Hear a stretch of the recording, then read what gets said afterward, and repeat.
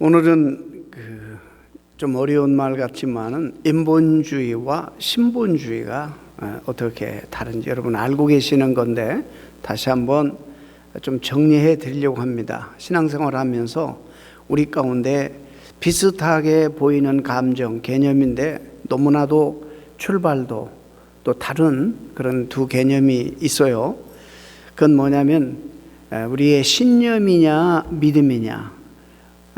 많은 경우에 서로 이게 내 신념일까 아니면 하나님이 주시는 어떤 신앙이고 믿음인가, 이 부분이 많이 오해를 해요. 이 부분을 여러분 정리를 잘 하셔야 됩니다. 또 하나는 자존심과 자존감, 이게 다른 겁니다. 사실 자존감이라는 말은 있었어요. 그런데 이 단어는 불과 얼마 오래되지 않아서 사용되기 시작됐어요. 그 자존심이라는 것은 프라이드라는 그런 말로 영어로 쓸 수 있다면, 이 자존감에는 self-esteem이라고 그러죠. self-esteem. 그래서 이 두 개는 달라요. 물론 이 자존감은 또 두 개로 나눠져요. 하나님 없는 자존감, 이것도 참 귀합니다. 인문학에서 대단히 귀하게 여기죠. 그러나 오늘 제가 말씀드리고 싶은 것은 하나님께서 우리에게 주시는 자존감, 그리스도인의 자존감을 오늘 특별히 말씀드리려고 합니다. 한국에는 지금 선출직 제 대통령 다음으로 이제 뉴욕 타임스나 이렇게 보도했죠. 두 번째 높은 사람이, 권력자가 세상을 떠났습니다. 자존심은 있지만 자존감이 너무 약한 사람이에요.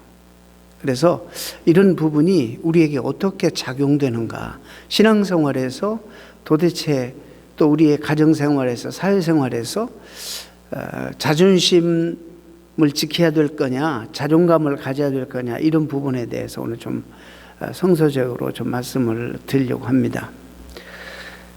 여러분 역발산 기계세라는 말 아시죠? 역발산 기계세. 이 말은 산을 뽑을 만하고 기계는 세상을 덮을 만하다, 이런 뜻입니다.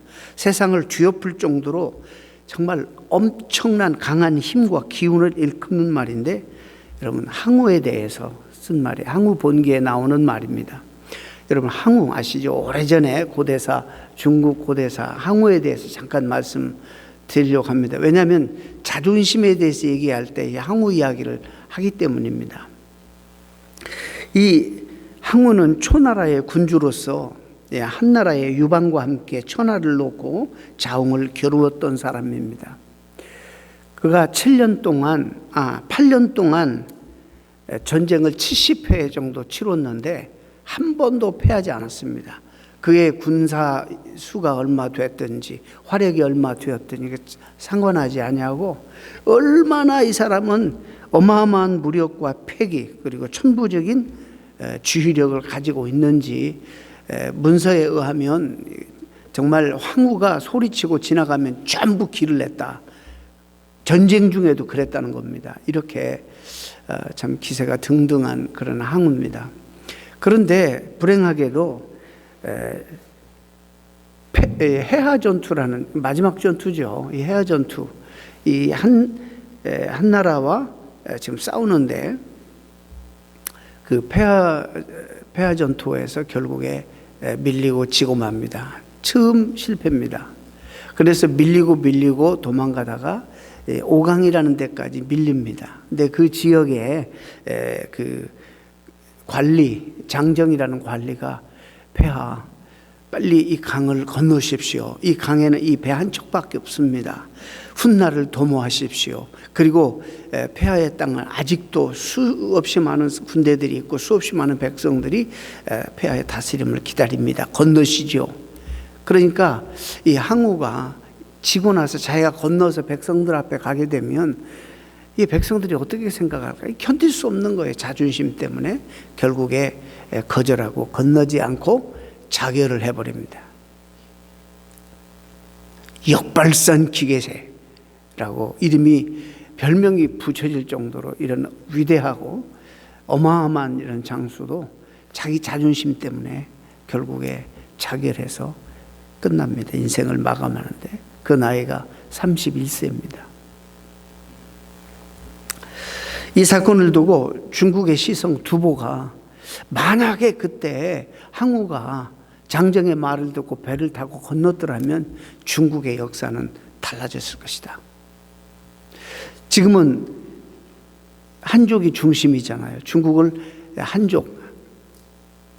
그러나 그때 아마 항우가 이겼으면 초족이 중심이 됐을 거예요. 초나라의 나라가 됐을 거예요. 장귀판이 바로 이 스토리를 가지고 만들어진 것이 장귀판입니다. 이 두보가 바로 그렇게 이야기했습니다. 항우는 정말로 자존심이 지나치게 강한 사람이었다. 그는 이렇게 말했어요. 싸움은 이기기도 하고 지기도 한다. 얼마든지 지기기도 하고 이기기도 하는데 이 자존심 때문에 결국 그가 꿈꾸었던 나라를 세우지도 못하고 수없이 많은 병정들과 백성들이 희생을 당하게 됩니다. 자존심. 어떤 면에서도 좋은 말이에요. 우리가 생각할 때는 국어사전에 표준사전에는 남에게 굽히지 아니하고 자신의 품위를 스스로 지키는 마음, 또 자만 등과도 같은 비슷한 용어로 사용됩니다. 근데 자존심은 사회 심리학적으로 자기의 고양 또는 품위를 유지하려고 하는 태도, 뭘 잘못했는지 모르지만은 아무튼 밝혀진 것도 아직은 없지만 그냥 자존심이 상해서 죽어버렸어요.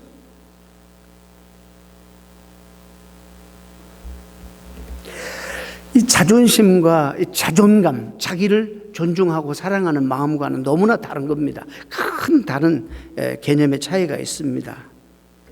자, 자존감이라는 것은 내가 사랑을 받을 만한 충분한 가치가 있는 소중한 존재다 라고 믿는 거예요. 일단 이 단어는요, 예수 믿지 않는 사람들도 사용하는 단어예요. 그렇기 때문에 신앙 밖에서도 자존감이 강한 사람들이 있어요. 근데 그런 건 전혀 없고 자존심만 강한 사람들 있잖아요. 정말 대하기가 힘든 사람들이에요. 우리가 이것을 구별할 줄 알고 행동을 해야 된다고 봅니다.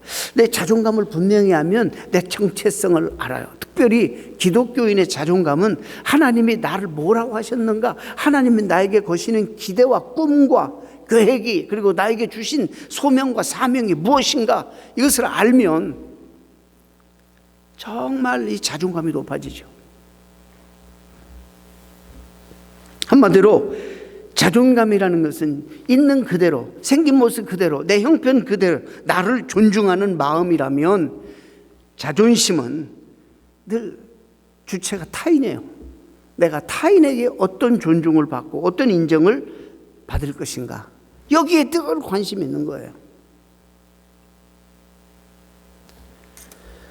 말씀드린 것처럼 자존심은 늘 주체가 타인이에요. 남이 나를 어떻게 볼 건가, 내가 남에게 어떻게 인정을 받을 것인가.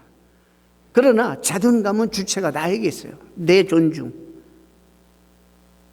그리고 그리스도인의 자존감은 하나님이 나를 어떻게 평가하실 것인가, 하나님이 나를 어떻게 지금 보고 계시는가.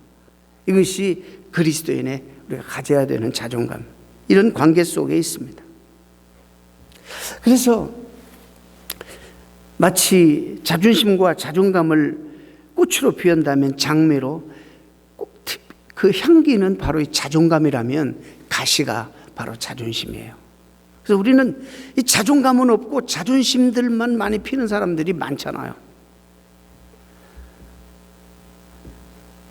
자존감은 스스로 갖는 긍지와 자부심인 반면에 자존심은 남에게 보여주기 위한 자기 자랑이에요. 프라이드, 교만, 자만. 그래서 자존감이 높은 사람은 자존심에 대해서 큰 영향받지 않아요. 상대적으로 자존심만 강하고 높은 사람들은 자존감이 의외로 낮고 열등감이 많아요. 참 아이러니죠. 진짜 그래요. 그래서 누가 이렇게 표현했어요. 자존감은 물과 같다면 자존심은 얼음이다. 꽝꽝 얼리고 자기도 얼게 하는. 그래서 이 물은 장애물을 만나면 이렇게 굽이굽이 피해서 잘 아래로 흘러가지만 자존심은 부딪히는 거예요. 그래서 장애물을 부딪혀서 거기도 깨뜨리고 자기도 깨지고. 그래서 여러분, 자존심이라는 말을 오늘 좀 부정적으로 좀 들으실 수 있기를 바랍니다. 그냥 자존감을 가져야 돼요, 여러분들이. 자존심이 센 사람들은요, 교만해서 관계가 서로 원만치 않아요. 늘 긴장 관계 속에 살아가요. 오늘 본문 요셉을 봅니다. 자, 이거 오늘 너무너무 좋은 우리에게 가르침입니다. 자존감이 낮을 수밖에 없는 상황이었어요. 그런데 얼마나 높은 자존감을 가지고 일평생 상황에 굴하지 아니하였습니까? 그리고 하나님께 계속적인 영광을 올려드리고 아름다운 주변 관계들을 맺고 이 사람은 평생 정말로 아름답게 살았어요. 세상에 사람이 그 많은 성경의 기록을 담당하고 있는데 죄가 하나도 거기에 기록되어 있지 않아요. 왜 죄가 없었겠어요? 2, 3절에 여호와께서 요셉과 함께 하심으로 그가 형통한 자가 되어 그의 주인 애굽 사람 집에 있으니 그의 주인이 여호와께서 그와 함께 하심을 보며 또 여호와께서 그의 범사에 형통케 하심을 보았더라. 야, 하나님이 다스리지 않는 땅이라고 상징되는 애굽에 하나님을 잘 섬기는 자존감이 굉장히 센 요셉이 하나가 들어갔는데 이 요셉 때문에 그 나라가 변하기 시작한다 이 말이에요. 그가 어릴 때 잠시 아버지에게 사랑받았죠. 채색 옷을 입었어요. 그럴 때도 그 자존감 때문에 품위를 지켰어요. 그리고 나중에 노예가 돼요. 형들의 미움을 받아서 이스마엘 상인에게 팔려가지고 애굽의 보디발 장군의 집에 하인 노예로 상품으로 팔려갑니다. 노예 옷을 입었을 때도 그 품위는 변하지 않았어요. 그 품위를 지켜요. 그가 유혹을 받을 때에도 품위를 잃지 않습니다. 당신의 남편이 나에게 가정일만 돌보게 했지 나를 신뢰해서 다 이 모든 걸 맡겼지 당신까지 나에게 맡긴 건 아니다. 내가 어떻게 하나님 앞에서 그리고 당신 남편에게 범죄할 수 있느냐. 품위를 지켰어요. 억울한 누명을 또 쓰고 감옥에 갑니다. 죄 지은 거 하나도 없는데 성실하게 살고 정직하게 산 것 뿐인데 자기 뜻대로 안 되니까 그냥 걸어가지고 억울하게 감옥에 쳐넣죠, 그를. 근데 그 감옥 속에서도 그는 정말 잊혀져 버리는 존재, 정말 어두운 감옥 속에서도 그는 품위를 잃지 않았어요. 그 속에서도 오는 간수들에게 하나님께 그에게 맡겨진 사명, 미니스트리를 해요. 대단하잖아요. 이게 바로 자존감인 겁니다. 천신만고 끝에 그 17년 이상을 고생하고 애굽의 총리가 됩니다. 권력자가 됩니다. 정말 마이리 파워를 가지게 되었어요. 오소리티를 가지게 되었어요. 자, 그러면 자존심이 센 사람들은 오케이, 나한테 함부로 한 놈들 다 나와. 가만둬? 보복하겠죠? 이게 자존심이 센 사람이에요. 그러나 자존감이 있는 사람은 그러지 않았어요. 그 권위나 그 힘을 남용하지 않았어요. 오히려 용서하는 데 사용하고 오히려 나라를 살리고 이웃과 사람을 살리고 구원하는 데 그 힘과 권력을 사용해서 이게 자존심과 자존감의 차이입니다. 하나님 중심의 가치관. 환경 중심이 아니었어요. 시시때때로 환경은 변하잖아요. 인간 중심도 아니었어요. 인간 소중하고 사랑하지만은 그들의 말에 의해서 그가 평가하고 판단하고 그러지 않았다는 거예요. 하나님 중심 가치관을 가지고 있었어요. 어떻게? 하나님과 친밀한 인티머시, 이 친밀 관계를 유지하면서 하나님이 주시는 말씀에 귀를 기울이고 하나님이 주시는 그런 미션에 그는 늘 청각을 곤두세우며 어떻게 해야지 하나님 기뻐하실까? 어떻게 해야지 이 상황 속에 하나님이 나를 통해서 하시고자 하시는 일들이 무엇일까? 자, 우리의 삶의 중심 어디에 두느냐. 우리 그런 설교 많이 들으셨잖아요. 여러분 삶의 중심이, 여러분 이거 이 속에 뭐가 있어? 여러분 다 제가 마시니까 아시겠지만 혹시 여기다가 다른 것 넣었어? 안 보이죠? 그럼 이거 언제 볼 수 있어요? 오렌지 주스를 넣으셨는지, 여기다가 실수로 독한 포도주를 넣으셨는지 모르잖아요. 이걸 깨질 때, 깨뜨리면 이 속에 뭐가 있는지 드러나요. 우리 인생에도 내 중심에, 내가 무엇을 중심에 담고 살아가느냐, 내 인생이 무너져 볼 때, 힘들어 볼 때, 잃어버릴 때, 그 사람의 중심이 드러나는 거예요. 이게 참 중요합니다. 여러분, 없고 힘들 때 약해지는 사람 많죠. 독한 이기심과 독한 말, 독한 것들만 들어있기 때문에 힘들고 낮아지고 힘들 때 뭐만 남아? 악만 남아요. 남는 게 악만 남아요. 이거는 자존심만이고 자존감은 전혀 없는 사람이에요. 그런데요, 자존감이 강한 사람은 어려울 때에도 여유를 가지고 남 원망하거나 탓하지 아니하고 오히려 자기 발전의 기회로 삼고, 이게 꿈 같은 얘기입니까? 현실이 불가능한 얘기입니까? 얼마든지 우리 주변에 있어요. 여러분도 그런 사람들이 있었어요. 그러니까 오늘이 있는 거예요. 야, 살지 못하겠다, 이렇게 어떻게 사느냐, 그런 순간들이 여러분 있었잖아요. 그러니 어떻게 이겨냈어요? 주님의 사랑 때문에, 주님이 나에게 품으시는 그 소망과 꿈 때문에 견디고 일어났잖아요. 요셉이 바로 그런 사람이에요. 아무리 어려운 상황 속에서도 향기를 잃지 않았어요. 품위를 지켰어요. 요셉이 그런 사람이에요. 그래서 그가 어떤 여기 문구가 있냐면, 그의 주인이 여호와께서 그와 함께 하심을 보았더라. 하나님 믿지 않는 그가 어떻게 그를 통해서 하나님을 보게 될까? 이야, 참 누구도 주목받지 못할 사람이에요. 노예 중에 하나예요. 한 사람만 있었겠어요? 그런데 시간이 흐를수록 주인이, 이 군대 장관 보디발이 이렇게 보니까 그 많은 사람들 가운데 달리 보인단 말이에요. 노예 신분인데 말에 또 행동에 품위가 있었다는 거예요. 원인을 살펴보니까 왜 저런 많은 사람들 가운데 저렇게 향기롭게 살까? 원인을, 이건 제가 비약하는 거 살펴보니까 그가 믿는 하나님, 히브리 하나님, 여호와 하나님 때문에, 그리고 그 하는 일마다 하나님이 정말 그가 믿는 믿음대로 도와주는 거예요. 그게 형통케 하심을 보았더라. 이야, 저는 정말 이게 너무너무 신나고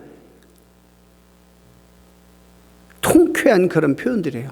내가 있으므로 믿지 않는 사람이 나를 통해 하나님이 나와 함께 하심을 보게 되는 그런 삶을 우리 그리스도 오늘날 살아야 되는데 정말 그럴까? 그런 얘기 있잖아요. 아내가 열심히 하여튼 교회에서 거의 살아. 근데 남편은 안 믿어. 그래서 그냥 총동원 주일에 한번 모셔오라고 그렇게 광고해서 이 아내가 남편을 교회로 모시고 하려고 그렇게 기도하고 했는데, 그 남편이 간증하는 게, 당신처럼 예수 믿어서 당신처럼 될까 봐 본이 안 된 거예요. 그래서 우리가 믿는 그리스도인들은 세상에서 정말 품위 있게 살아야 돼. 행동거지, 말 한마디, 우리를 통해서 하나님 영광 가리워지니까 정말 요셉과 같은 삶을 살아야 돼요. 사람의 칭찬도 중요합니다. 듣고 살아야 돼요. 사람이 인정하고 칭찬하는 것도 중요하지만 우리는 어디까지? 하나님의 평가, 하나님의 칭찬까지 들을 수 있어야 돼요. 그래서 하나님 앞에 영광을 올려드려야 돼요. 그래서 늘 하나님의 격려와 위로의 말씀을 듣고 신앙생활을 해야 되는 것입니다. 요셉은 자존감을 가질 만한 환경이 아니었다고 말씀드렸죠. 12명의 형제인데 10명의 이복 형제들이 얼마나 미워하는지 몰라요. 잠시 아버지께 사랑받았다는 이유로, 편애받았다는 이유로 얼마나 시기 질투가 그 다음에 증오의 대상이 되었는지 몰라요. 여러분 아시잖아요. 죽이려고 했어요. 그러다 어느 형제가 유다가 죽이지는 말자 해서 이스마엘 상인에게 노예로 팔잖아요. 좋은 상황이 아니잖아요. 한번 부정적으로 들여다보면 자존감 가질 수 없죠. 종으로 팔려가가지고 좀 인정받는다 했더니 또 억울하게 감옥에 가죠. 감옥에 가서 또 사역을 잘했는데 풀려나간 죄수들이 자기를 기억해달라고 했는데 기억 새까맣게 잊어버리고 나는 역사 가운데 이렇게 묻혀지는가, 이렇게 생각할 만한 상황이에요. 그럴수록 그는 주님과의 친밀한 교통을 통해서, 그래서 우리가 말씀을 매일 읽어야 하는 이유가 있겠어요. 주님과의 여러분 친밀한 교통을 우리가 어떻게 해야 될 것인가를 여러분 고민해야 돼요. 통해서 그 자존감은 한없이 높아만 갔습니다. 이 세상에서 말씀드린 것처럼 대하기가 아주 힘든 사람들은, 저도 이렇게 목회를 오래 하면서 많은 사람들을 대하잖아요. 이제는 조금 할 얘기가 많아요. 그래서 막 설교가 길어지고 잔소리가 길어지는 거예요. 대하기가 힘든 사람들이 자존감은 없고 자존심만 강한 사람, 무슨 말을 못해. 좋은 말을 아무리 해도 이게 쉬운 말로 행복해 할 줄 몰라. 사랑받을 줄도 몰라.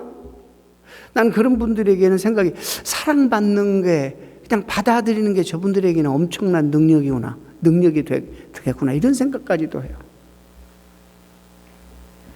늘 불안하고 행복하는 것도 불안해. 자존심만 있고 자존감은 낮은 사람. 그래서 이런 사람의 특징은 살아오면서 주변 사람이 다 자기만을 이용했다고 그래. 자기만 옳고 주변의 모든 사람 두려워해. 그래서 대인 기피증도 생기고 모든 사람들이 결과 자기를 이용했다, 나쁜 사람들이다, 이렇게 생각해요. 여러분 잘 들으세요. 그러나 자존감이 높은 사람은 주변에 있는 모든 사람이 하나님의 나에게 주신 소중한 선물이다, 축복이다, 이렇게 생각해요. 생각 바꾸셔야겠죠?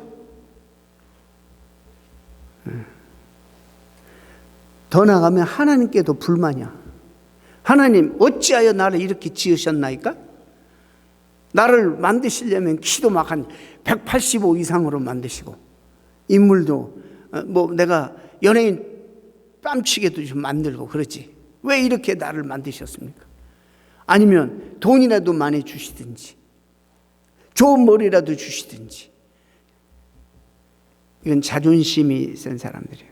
자존감 있는 사람, 있는 그대로 자기를 사랑하는 거예요. 옷에 똑같은 것이 없이 이렇게 조화를 이루듯이 내가 이 땅에서, 하나님이 다스리는 이 땅에서 내가 이렇게 태어난 것은 이 나라를 아름답게 하시기 위한 하나님의 섭리고 계획이다. 이 모습 이대로 사랑하시는 주님, 그래 나도 이 모습 이대로 불만 갖지 않고 감사하며 살아가자. 이것이 자존감이, 셀프에스팀이 높은 사람이에요. 내가 또 한 사람을 소개합니다. 다윗입니다. 오늘 읽었죠.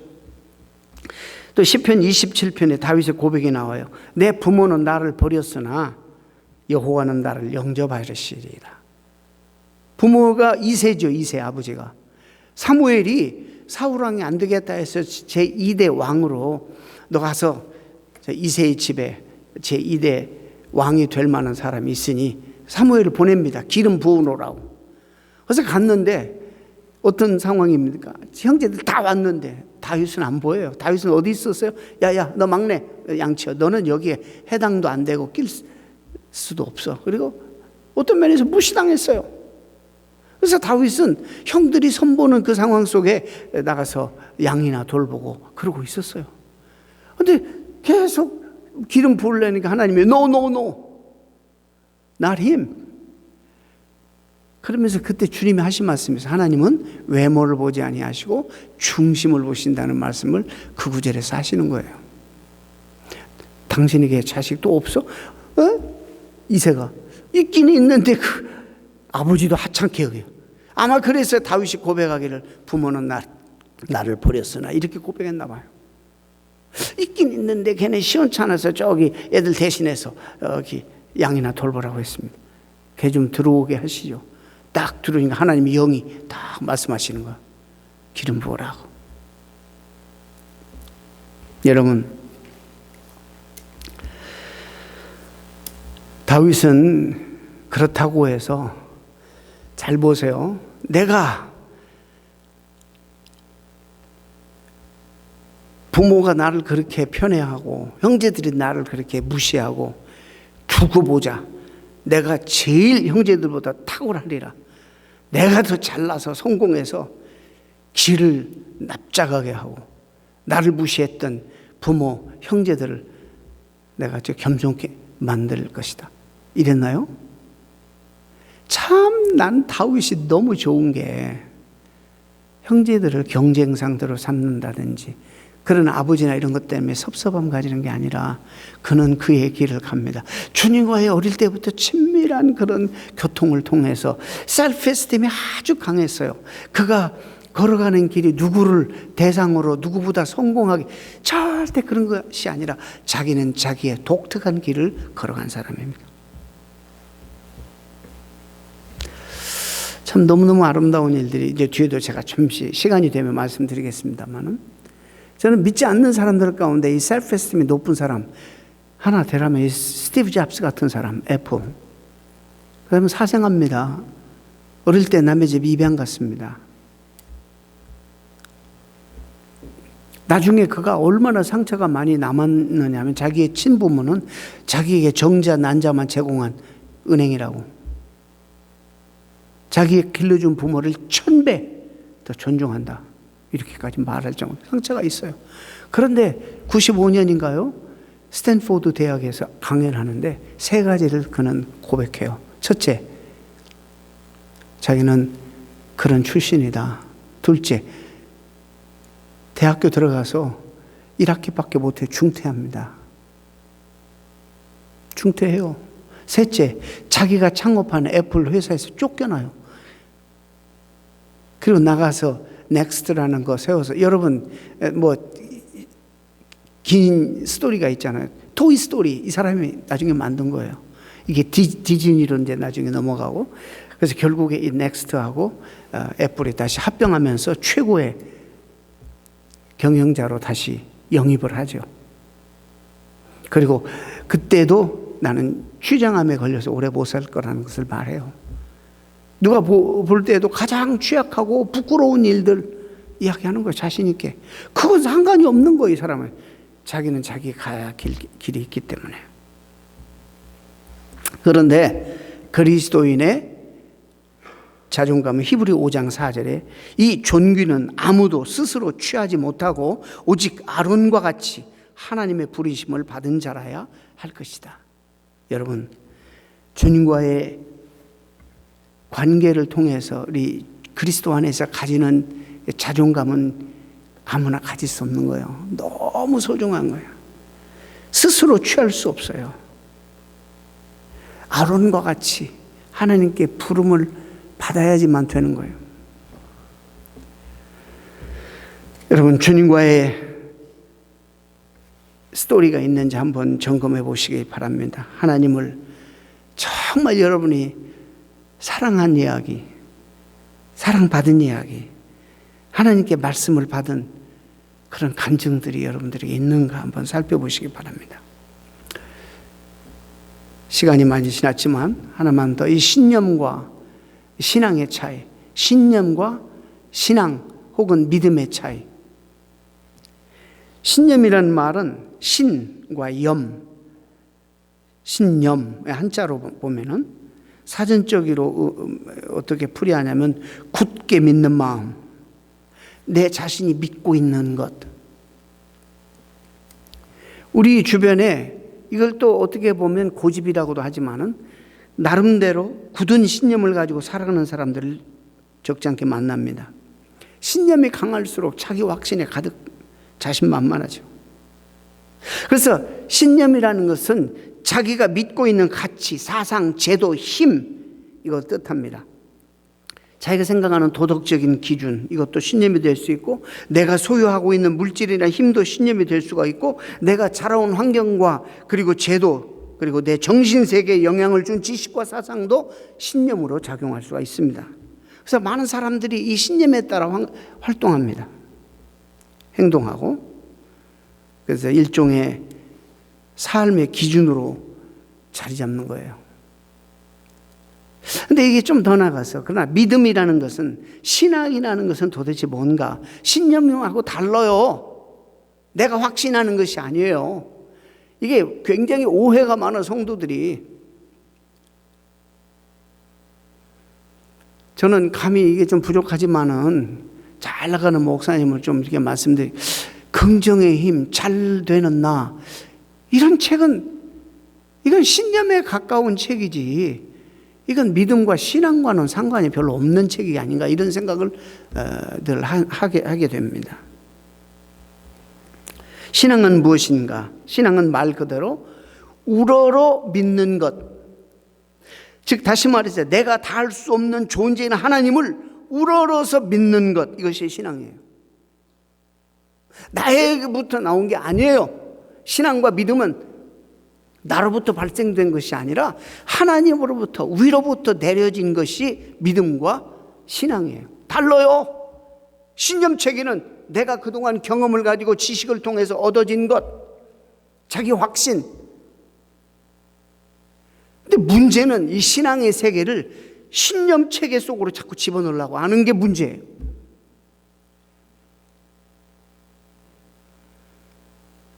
그래서 신념체계 속에서 이 믿음의 세계를 자꾸 난도질해요. 평가하고. 얼마나 그런 성도들이 오늘 많은지 몰라요. 신앙을 주신 분도 하나님이고 견고하게 하시는 분도 하나님입니다. 여러분, 신념에는 초월이나 신비가 없습니다. 그러나 신앙에만 초월과 신비, 그리고 하나님의 능력이 나타나는 것이에요. 내 신념이 무슨 능력이 있어요? 무슨 초월이 있어요? 없어요. 목사인 저도 처음부터 신앙생활 하면서 성도들이 이 부분을 굉장히 헷갈리게 했다 해서 목회 초창기에, 지금부터 32년 전에 이 지역 신문에 신념과 믿음의 차이를 제가 기고한 바 있습니다. 진정으로 성경이 말하는 신앙, 믿음이 무엇인지 알지 못한 채 그저 자신의 신념대로 하나님을 믿고 평가합니다. 문제는 말씀드린 것처럼 신앙 생활을 신념으로 하려는 사람들이 너무나 많아요. 신념의 틀에 맞춰요. 그 신념의 틀로 하나님 성경도 해석하고 하나님도 이해하려고 해요. 그게 벗어나면 틀렸다고 그래요, 신앙이. 자기 신념을 만족시키는 신앙생활을 하면 안 되는 거예요.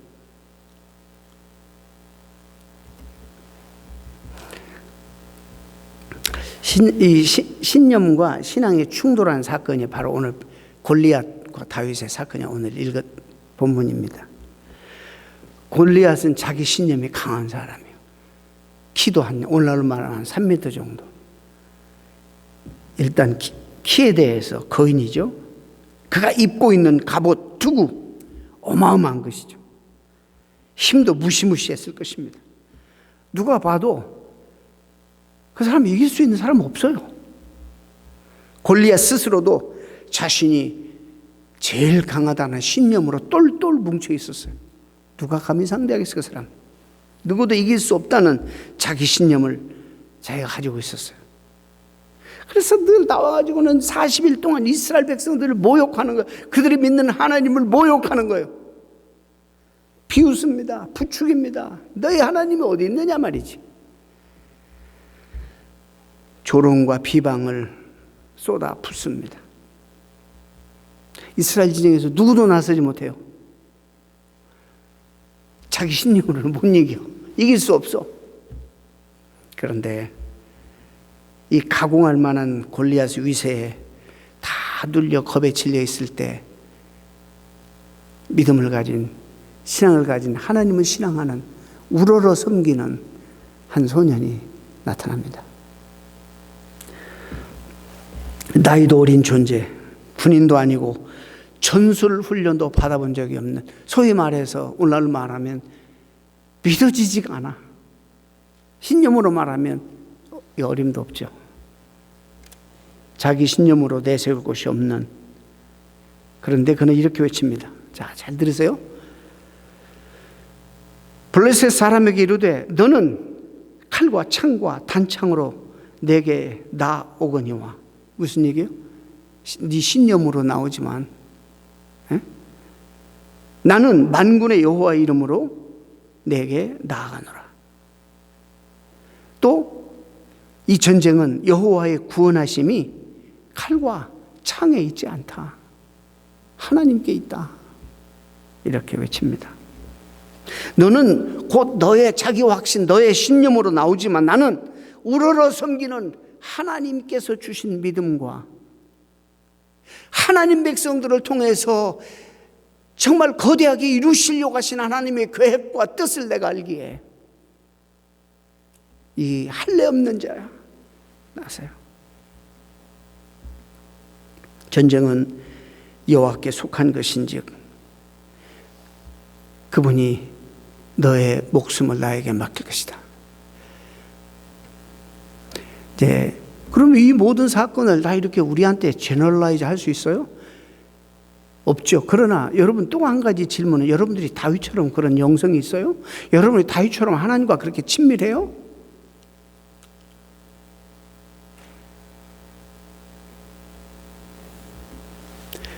다윗의 믿음대로 그 능력이 물맷돌에 실려 골리앗의 두구를 깨뜨리고는 이 말을 강타합니다.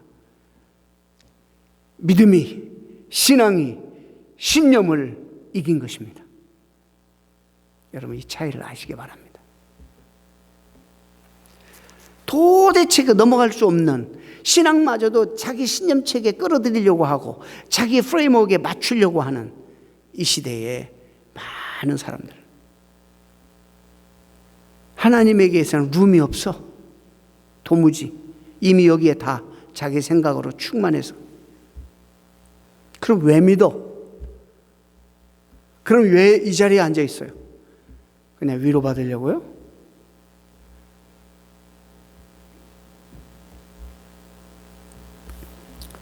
신념으로는 이해할 수 없는 하나님의 말씀, 다 신비잖아요. 신앙의 진의 신비와 능력을 여러분 인정하시고 신앙생활 하시면서 내가 가진 고집, 신념, 이 자존심 이런 것을 좀 벗어나 자존감을 가지고 신앙으로 바른 신앙생활, 하나님을 바로 믿고 이러면 삶이 변화되는 축복이 있기를 축원합니다. 기도합니다. 하나님 감사합니다.